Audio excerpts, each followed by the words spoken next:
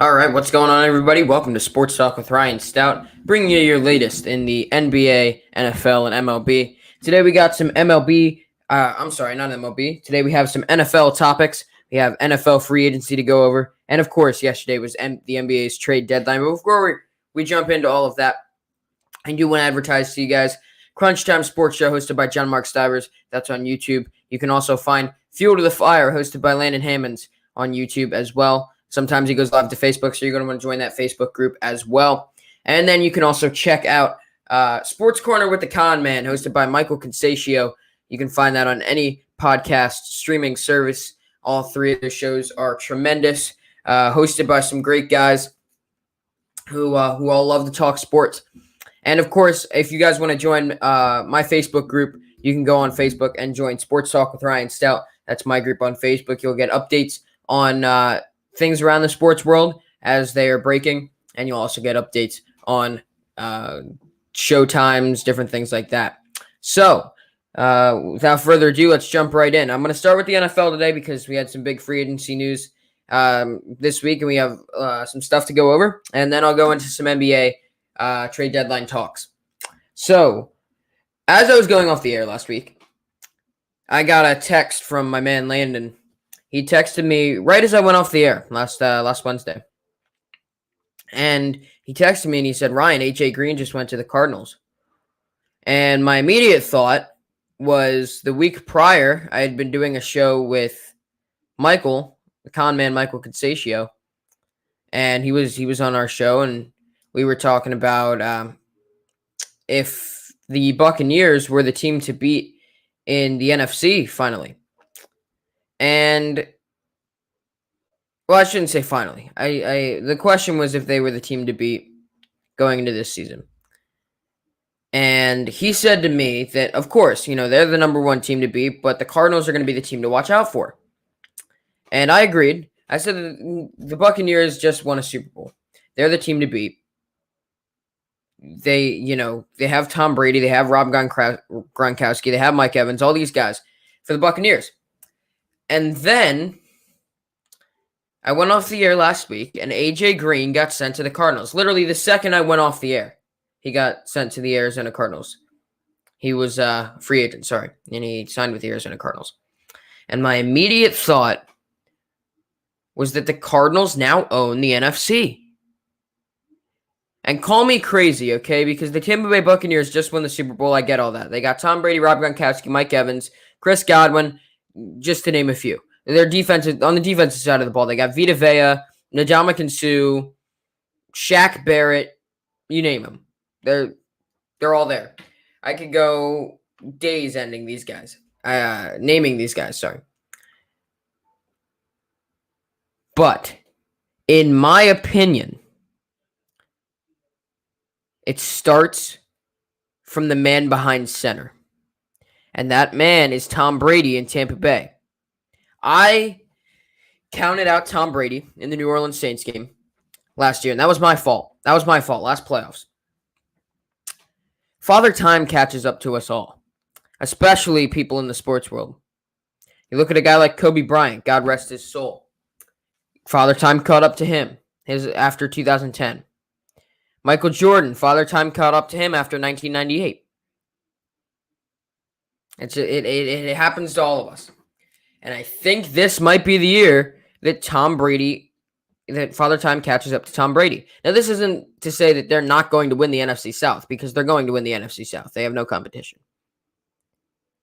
But they're not going to win the NFC, in my opinion. The Cardinals are going to win the NFC, because let's look at the young squad that they have, okay? They have Kyler Murray behind center. They have a solid offensive line. They have DeAndre Hopkins, one of the best receivers in the game, in my opinion. Easily one of the best receivers in the game. They have a guy like AJ Green, now who they just picked up. And now check this out. AJ Green had 523 yards and 2 touchdowns last year. It wasn't a good year for AJ Green on the Cincinnati Bengals. But what was he like? He might have been the first option. T. Higgins was on that team. I know that. I don't know that he was utilized that much. And of course, Joe Burrow got injured. So he didn't really have anybody throwing the ball to him. So 2 touchdowns, that's okay. He didn't have a great year. But in my opinion, he still can get the job done. Look at Larry Fitzgerald. Larry Fitzgerald regressed after he went to the Super Bowl, and he could still get the job done. I think we're going to see the same thing with A.J. Green. I think now that A.J. Green is the second option in Arizona, it's going to be a lot better off for him. So you have those guys on the offensive end. Christian Kirk even, who's mediocre at best. And on the defensive side of the ball, you just picked up J.J. Watt. You have Chandler Jones. You have Budda Baker, who, in my opinion, say what you will. I know Landon and I disagree on this one. Budda Baker is a top 10 safety in the league, in my opinion. Easy. He's one of the best safeties in the game right now. And, of course, Isaiah Simmons, who's young, but he can play. Isaiah Simmons is going to have a bounce-back year, in my opinion. This team is built to go to the Super Bowl, and I think they're going to be representing the NFC in this coming year's Super Bowl. Obviously, we know in the AFC you have the Chiefs and the Bills that are going to be fighting for that spot. But still, when you look at the NFC, you can't, other than the Packers, the Bucks, and that's really it. The Packers, the Bucks, maybe the Cowboys, if you throw them into that conversation. The Seahawks have regressed. Other than the Packers and the Bucks, there's nobody else that really stands in the way of the Arizona Cardinals, in my opinion. There's nobody. So the Cardinals moving from third best in the NFC West to third best in the NFC, in my opinion, that's a big step up. And you can talk all you want about the NFC West, right? You can talk about how the Rams might win the NFC West. I think the Rams are going to be at the 2 spot, and they're going to have a wild card game because I don't think Matt Stafford's as good as everybody thinks he is. Matt Stafford is overhyped, in my opinion, in LA right now.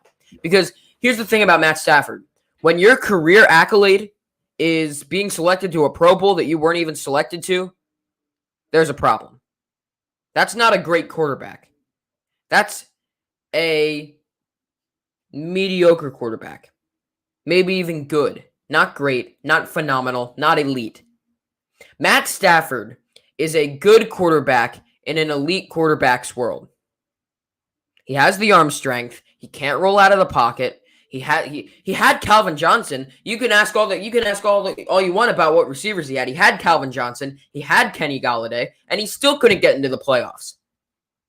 His one career accolade is being selected to a Pro Bowl that he wasn't even ever selected to. He was a sub for Peyton Manning, who went to the Super Bowl that year. So, in my opinion, not only do the Arizona Cardinals own the NFC West, the Arizona Cardinals own the NFC now. Well, it's tight between the Packers, the Bucks, and the Cardinals. But I think the Cardinals are going to be in the Super Bowl. They're young, they're scrappy. Kyler Murray's got some experience under his belt. They have one of the best, if not the best, receiver in the game. And they picked up J.J. Watt, one of the best defenders we've ever seen. So,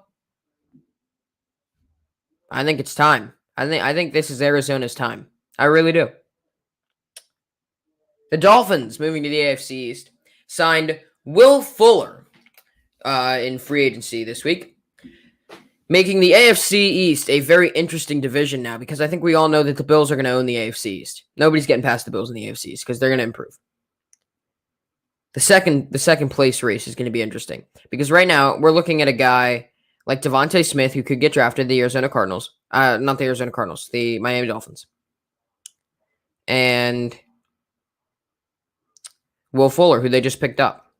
So, you look at that receiving core with a guy like Tua and Mike Gesicki at the tight end, and you just need a little defense work, and you're fine, and then you become a contender in the AFC East. Now, the problem with that second place race in the AFC East is now the Patriots went shopping. The Patriots got like 7 players. They have a great tight end tandem. So the AFC East might be one of the best divisions in the NFL this year. We have to see. Because who's the other team in that division? The Jets? The Jets aren't going to be good. All right, they just got Robert Saleh, a new coach, and he's going to need time to develop the Jets. The Jets are not going to be good. Jets fans, if you're expecting your team to be good this year, you're going to have to wait a couple more years. Because right now, the Patriots went shopping. They improved, even though they have Cam Newton behind center, who I think is a mediocre quarterback right now. you're going to have to beat Miami, who, in my opinion, if they get Devontae Smith and they get Will Fuller, then Tua's going to bounce back, in my opinion. The Miami Dolphins can compete for the AFC East. The only two teams in that division that can't compete for the AFC East are the Patriots and the Jets. The Patriots are good. They picked up like 7 guys in free agency. They're not good enough to win the AFC East. The Dolphins, on the other hand, are good enough to win the AFC East if they can pick up some defensive players.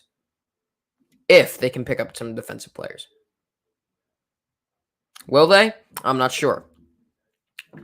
But it's a possibility. And they could get Jalen Waddle in the draft too. That's 3 Alabama stars. You have Devontae Smith, Tua Tagovailoa, Jalen Waddle, all on the same team. I think if I were the Dolphins going into this year's NFL draft, I would take Devontae Smith with my first-round pick because I think they have the 3rd pick now. So I'd take Devontae Smith with that pick because they need him to be a good tandem with Will Fuller. The 2nd pick I would not use on Jalen Waddle. I would use on a defensive player, maybe like a linebacker, let's say. Because that could help. That could really, really help them. But again, is it going to be good enough to win the AFC East? We're not sure. We have to see what kind of year the Bills have. And in my opinion, the Bills are going to be competing for the AFC. Again, with the Kansas City Chiefs. It's going to be the same as last year. Because those are the two teams that own the AFC. Kansas City, in my opinion, you can talk all you want about Tampa Bay beating them in the Super Bowl. Kansas City is the best team in the league. Because if Kansas City had those 2 tackles, then they would have won the Super Bowl. So they're the best team in the league, in my opinion, right now. But closely behind them is the Buffalo Bills because Josh Allen improved so much. Stephon Diggs, they picked him up. Cole Beasley is still on that team. Mitch Trubisky now is the backup in Buffalo. Buffalo had a tremendous offseason so far. Or has had, I should say. So, the AFC East could be the new best division in the NFL. We'll just have to see. Only time will tell. But I think, too, the other thing that the Patriots need to do, now, call me crazy, they just re-signed him. I think the Patriots need to get rid of Cam Newton. I think they need to look for a trade with Cam Newton. Either that or I'm not quite sure what pick the Patriots have in the draft. But if they have an early enough pick, they can go for a guy like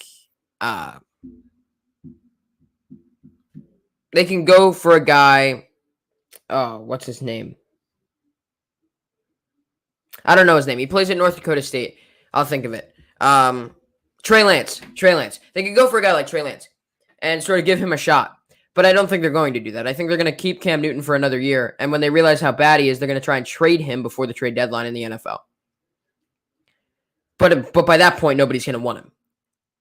So we'll just have to see what happens with the New England Patriots there. I think the New England Patriots have a shot at the 2nd spot. They have a shot. The way I see the AFC East shaping up right now is obviously the Bills at 1, Miami at 2, New England closely behind at 3, and of course the Jets at 4. That's a good division, though, headed into next year. All right, moving on. Our 3rd topic for NFL free agency, and our last topic for NFL free agency before we move to the NBA. I get to talk, finally, about my Minnesota Vikings. And it's not all going to be good. They signed Patrick Peterson, who is 30 years old. Last year he had 3 interceptions, or he caught 3 interceptions. I don't like the signing as a Minnesota Vikings fan. And I'll tell you why. The Minnesota Vikings, for years now, have been a win-now team. In other words, what they do in the offseason is they try to get these guys that have been veterans. They're not in their prime anymore. And they try to win a Super Bowl now. And then what ends up happening is they go somewhere between 9-7 and 11-4. And end up being a wild card and maybe losing the divisional round. That is my depiction of a typical Minnesota Vikings season. And as a Minnesota Vikings fan, it's kind of tiring to see that. So, what I think the Minnesota Vikings should have done is obviously not sign Patrick Peterson because he's a veteran and he is somebody that's not in his prime anymore, and that's a typical Minnesota Vikings signing. So let's look at it this way. On the offense right now, the Minnesota Vikings have Kirk Cousins behind center, who is a mediocre quarterback. They have Adam Thielen, who is an old wide receiver, because in the next 2 or 3 years, nobody's going to want him. On the other side of the receiving tandem, they have Justin Jefferson, who in my opinion is going to be one of the best receivers in the league 2 or 3 years down the line.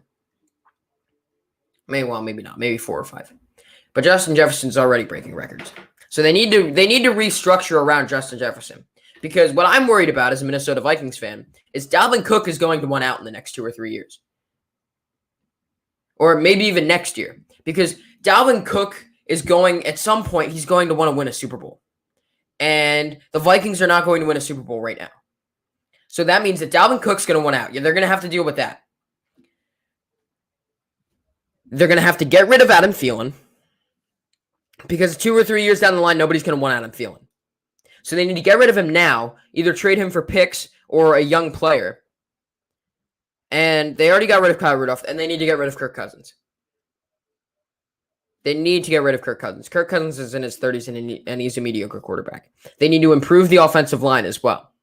And on the defensive side of the ball, this year they have Michael Pierce coming back. They have Danielle Hunter coming back. They have Anthony Barr coming back, and they have Eric Kendricks coming back. That's 4 big players on the defense, plus Patrick Peterson. Harrison Smith is also there. Now, on the defensive side of the ball, if I'm the Minnesota Vikings, I'm also getting rid of Harrison Smith because Harrison Smith is on the back end of his career.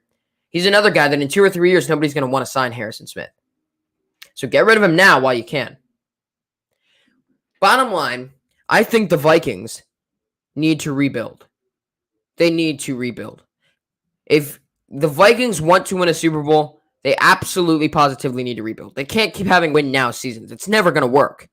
It's never going to work. If you keep trying to win now, you're always going to be a middle of the pack team. Every team that has ever won a Super Bowl, follow it back. Go ahead, follow it back. Every team, in my opinion, that has ever won a Super Bowl, you very rarely see a team win a Super Bowl that was a win now team just before they won. They always rebuilt beforehand. You can always attribute a rebuild to a Super Bowl win. And the Minnesota Vikings have not rebuilt in the past decade. All right? They had Adrian Peterson. They replaced him with Dalvin Cook. Immediately, they replaced him with Dalvin Cook. They had Christian Ponder. They replaced him with Matt Castle. They got Teddy Bridgewater. Teddy Bridgewater got hurt. They got Sam Bradford. From Sam Bradford, they went to Kirk Cousins. All, with the exception of Teddy Bridgewater, all of those quarterbacks are middle-of-the-pack quarterbacks. They had Percy Harvin as a wide receiver. They went from Percy Harvin to Stephon Diggs and Adam Thielen. That was an upgrade. They also had Case Keenum, who took him to the NFC Championship that one year. And defense obviously improved. So, obviously, the best shot the Vikings had at even coming close to winning a Super Bowl was 2018. Now, after that, they got Kirk Cousins, and they went off the deep end. Because Kirk Cousins is not good, guys. I'm sorry. Kirk Cousins is not a good quarterback. So, what the Vikings need to do now is they need to clean house. And they need to get younger, and they need to sort of find these elite players that are going to help them build a dynasty if they want to win a Super Bowl. I mean, the Vikings have never won a Super Bowl. And I can't tell you the last time that the Vikings rebuilt. So, it's time for Minnesota to rebuild. Now, the problem, too, that comes up with rebuilding, if you're the Minnesota Vikings, is that the Minnesota Vikings don't have a big market. They're not a big market team. So, you need to utilize the draft. That's where that comes in. So, if they can utilize the draft, get rid of those guys, and rebuild and clean house and just start new, the Vikings have a shot at winning a Super Bowl. And that's what I have for you guys on the NFL side of things. Now, yesterday, the NBA trade deadline, we saw a lot of different moves. A lot of guys being moved. And I'm going to talk about a few of the big ones, starting with my Boston Celtics. They picked up Evan Fournier, who was averaging 19, 2, and 3. And the Celtics sent 2 second-round picks for Evan Fournier from the Magic. And this is a complicated signing for the Boston Celtics because Evan Fournier is a great three-point shooter, but he can't defend like Marcus Smart. And let it be known that Evan Fournier and Marcus Smart are both shooting guards. So now you have the predicament of, do we get rid of Marcus Smart or do we leverage Evan Fournier into a new deal? And I thought about this. I thought about this for a day since it happened yesterday, obviously. And the answer to this question is to keep Marcus Smart and leverage Evan Fournier into a new deal. Because originally I was happy about the Evan Fournier signing, and then I realized the only thing Evan Fournier is good for is shooting. He can't defend like Marcus Smart. He can't facilitate like Marcus Smart. He's not as scrappy as Marcus Smart. So if the Celtics were smart, they'd wait until the offseason. They'd try to leverage Evan Fournier into a new deal and try to get a guy like Andre Drummond. That's what the Boston Celtics need to do. Because if you can keep Tristan Thompson, keep him at the 4, get Drummond at the 5, that is a contender. Because let's look at the starting 5 they would have, okay? They'd have Kemba at the point guard. They'd have Jaylen Brown at the shooting guard. Tatum at the 3, Thompson at the 4, and Drummond at the 5. That is a contending team, in my opinion. So, I don't foresee them keeping Marcus Smart. I think it's what they should do. They're going to keep Fournier, in my opinion. But they should try and keep Marcus Smart. That's the guy they should try and keep. Denver signed Aaron Gordon from the Orlando Magic, who's averaging 14, 6, and 4. And Denver gave away Gary Clark for... Oh, and they also got Gary Clark, the Denver Nuggets did from the Orlando Magic. And the Orlando Magic, or the Denver Nuggets gave up Gary Harris and RJ Hampton. And Aaron Gordon asked for a trade and this past week, and Denver is now 5th in the Western Conference. They're 26 and 18. And this is going to help because Aaron Gordon is a scrappy power forward. He's a great player. He's one of the best players. Well, I shouldn't say he's one of the best players in the league. He's a good power forward. He may be top 10 power forward. But this means that Paul Millsap's going to be coming off the bench. Now, Paul Millsap has regressed, but he's still a good player. Paul Millsap is still a good player, in my opinion. I don't have the stats on what he's averaging, but I know he's scrappy. I know he was good in Atlanta. And then when he went to Denver, he helped them out a lot. So I like the signing. I think it's going to propel them into a top 5 team in the West. And, again, with Paul Millsap coming off the bench, that's also going to give you – that's a good spot for Paul Millsap right now. Because Paul Millsap's older, but he can still contribute, in my opinion. Chicago signed Nikola Vucevic, 24, 11, and 3. He's averaging.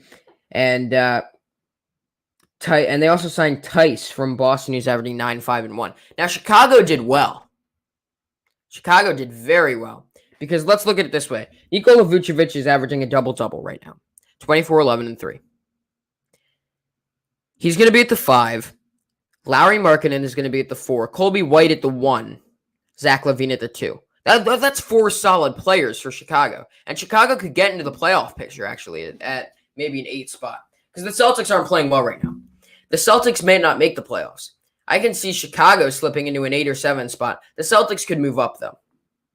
But I like what Chicago did here because Tice is also a scrappy young player. He's going to be the backup for Nikola Vucevic.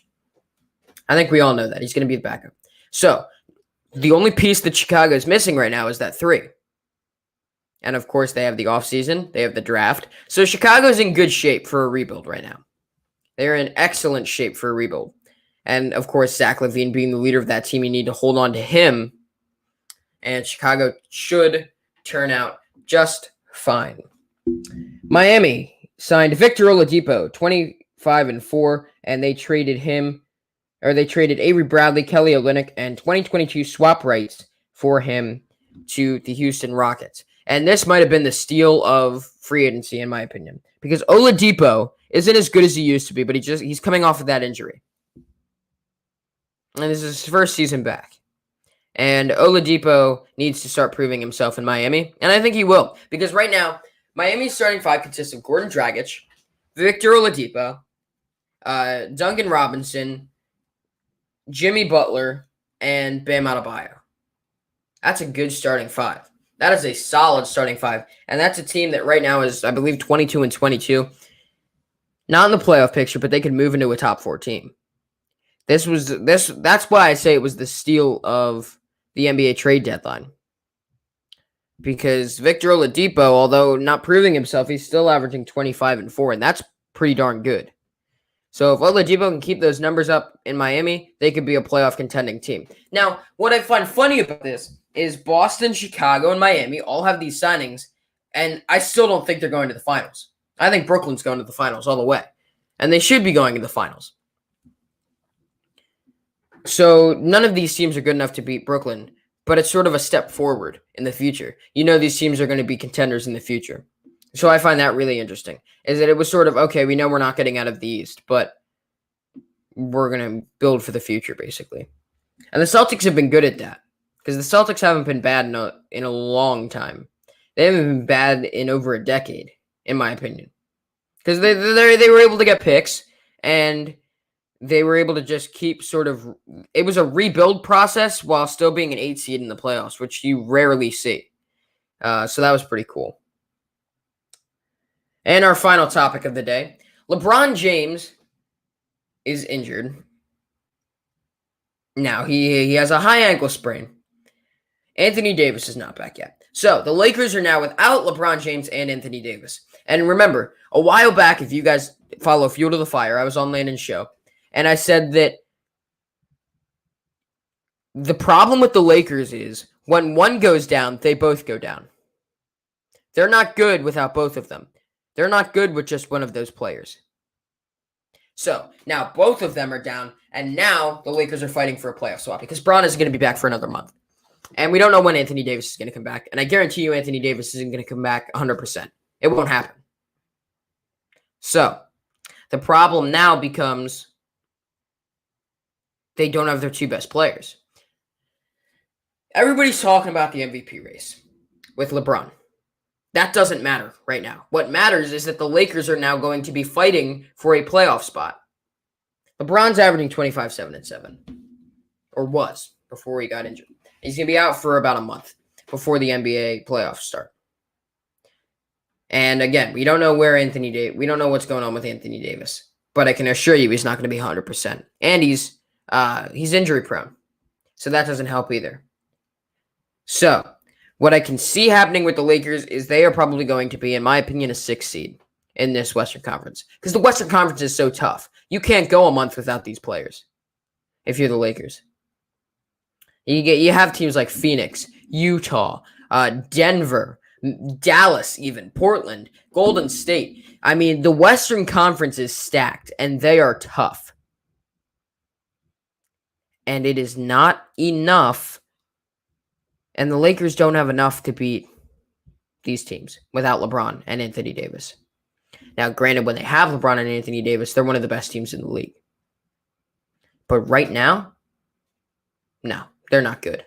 The Lake show is over. I sent that in our Fuel to the Fire chat. And everybody was like, calm down. But no, because these two guys... And we don't know how long Anthony Davis is going to be out. LeBron James is out for at least a month. So, if Anthony Davis comes back, they're still not okay because they don't have Bron. You need both of these guys on the court to be able to be a contending team. Simple as that. The Lakers need these two guys on the court to be a contending team. And that's where we end today's show. I think that was a good topic to end today's show. So, again, if you guys enjoyed this podcast and you want to hear more just like it, go ahead and tune in Sports Talk with Ryan Stoudt every Wednesday on YouTube, right here on YouTube, Spotify, Google Podcasts, wherever you find your podcast. I thank you guys so much for the support. It's been a ride. We're coming up on summer. It's a couple months and it'll be a year since I started this thing. And I'm glad that I'm able to grow this and sort of get practice with being a aspiring sports journalist and a sports broadcaster. So again, I do appreciate all the support. If you guys want to check out some great podcasts, go ahead and check out Crunch Time Sports Show with John Mark Stivers on YouTube, Fuel to the Fire, hosted by Landon Hammonds on YouTube, and of course, Sports Corner with the Con Man, Michael Consatio. That is on any podcast streaming service you can find. And again, this has been your edition of Sports Talk with Ryan Stoudt.